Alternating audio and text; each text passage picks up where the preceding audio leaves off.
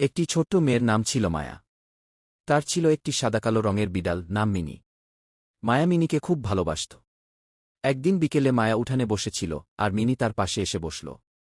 মায়া হাসতে হাসতে বলল, মিনি, তুমি যদি কথা বলতে পারতে কত মজা হতো। হঠাৎ মিনি মিউ মিউ করে বলল, আমি তো কথা বলতেই পারি। মায়া অবাক হয়ে বলল, আরে, তুমি সত্যি কথা বলছ? মিনি লেজ নেড়ে বলল, হ্যাঁ, তবে সবাই আমার কথা শুনতে পায় না।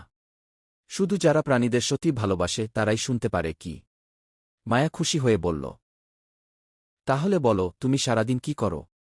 মিনি একটু গর্ব করে বলল, আমি বাড়ির পাহারা দিই, ইঁদুর তাড়াই, আর তোমার পাশে বসে থাকি যাতে তুমি কখনো একা না থাকো গু। মায়া বিড়ালটাকে আদর করে বলল, তুমি তো আমার সেরা বন্ধু। মিনি মৃদু স্বরে বলল, আর তুমি আমার পৃথিবীর সবচেয়ে প্রিয় মানুষ গে। সেদিন থেকে মায়া বুঝতে পারল, ভালোবাসা থাকলে মানুষ আর প্রাণীর মধ্যেও সুন্দর বন্ধুত্ব তৈরি হয়।